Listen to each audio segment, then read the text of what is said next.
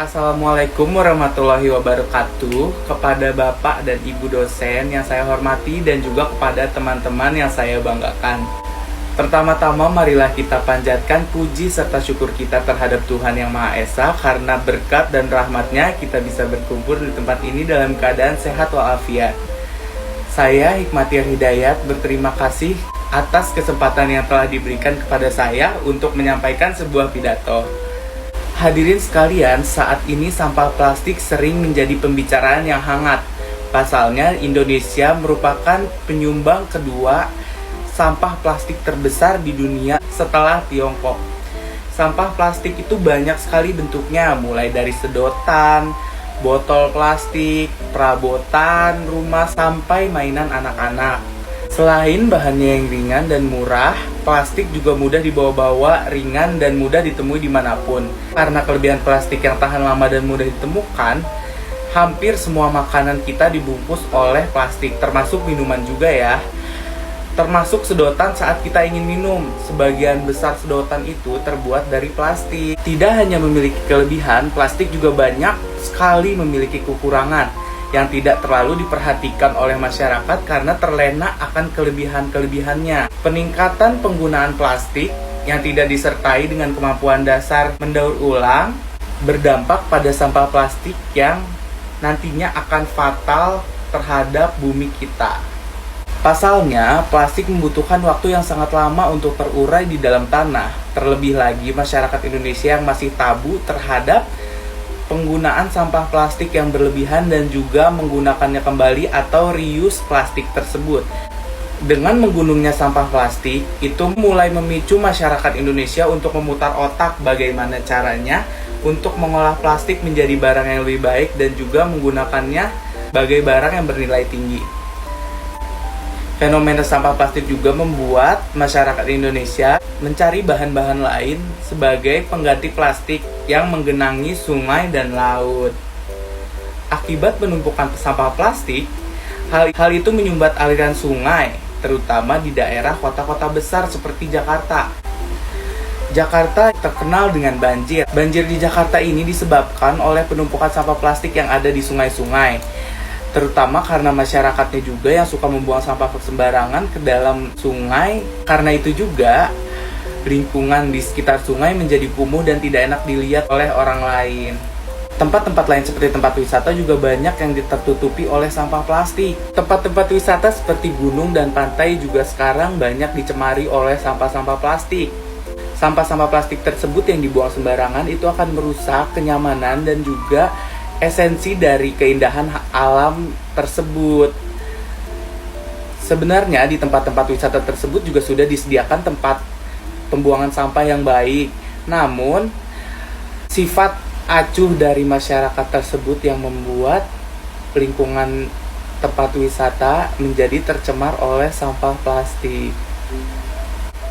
Mereka ingin menikmati alam yang bersih dan juga asri, namun tidak ikut andil dalam menjaga dan melestarikan lingkungannya tersebut. Contoh saja objek wisata Pangandaran.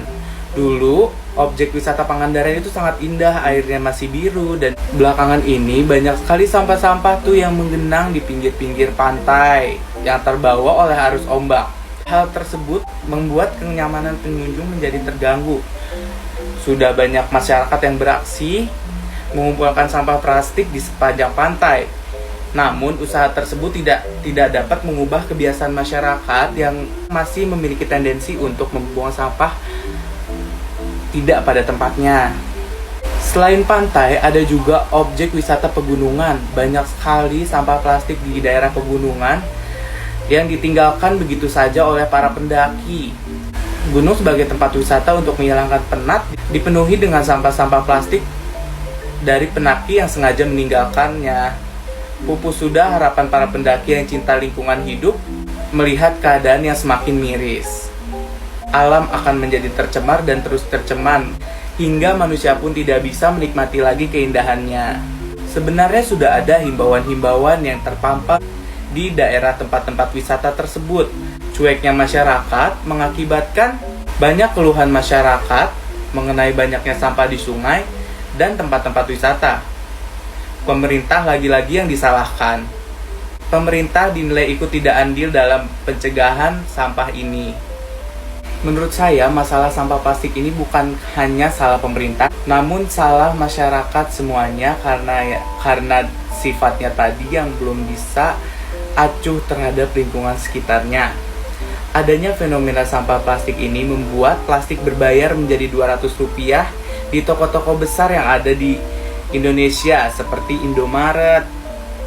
Meskipun hanya dihargai Rp200, namun cara ini dianggap efektif untuk mengurangi sampah plastik tersebut.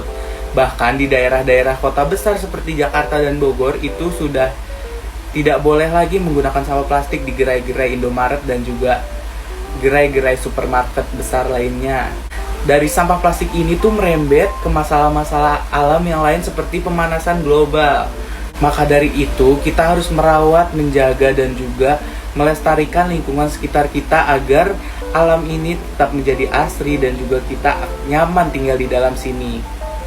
Kita bisa memulai dari diri sendiri yang akan lama-kelamaan menjadi kebiasaan kita untuk membuang sampah pada tempatnya. Dari kebiasaan kecil kita, lama-kelamaan bisa membawa dampak yang besar bagi negara Indonesia. Menjadi berubah agar menjadi negara yang maju khususnya dari segi pemikiran.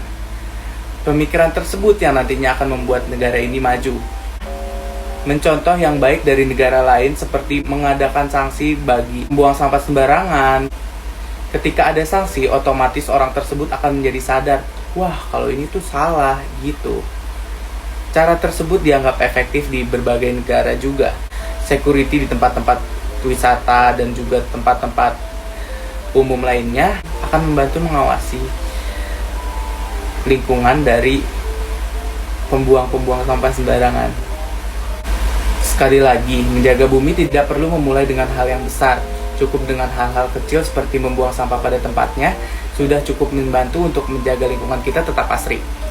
Kesadaran diri juga diperlukan, mencintai dan melindungi alam yang sudah menjadi kewajiban kita sebagai manusia. Bumi diserahkan kepada manusia untuk dilindungi, bukan dirusaki. Semakin sering kita sadar, minimal membuang sampah pada tempatnya, semakin bumi ini bersahabat. Cara efektif yang bisa digunakan untuk menjaga bumi sekali lagi ditekankan kepada kesadaran individunya masing-masing. Plastik boleh digunakan namun dalam batas wajar. Tinggal bagaimana individu menyikapi hal tersebut. Ayo kita jaga bumi dengan mengurangi sampah plastik, memperhatikan lingkungan sekitar supaya terhindar dari bahaya-bahaya yang dihasilkan dari sampah plastik dan sampah-sampah lainnya. Terima kasih sudah menyimak sampai saat ini. Maaf bila ada kesalahan. Wassalamualaikum warahmatullahi wabarakatuh. Ayo kita jaga bumi biar tetap asri, guys. Ayo kita jaga bumi, gak sih? Iya kan? Oke.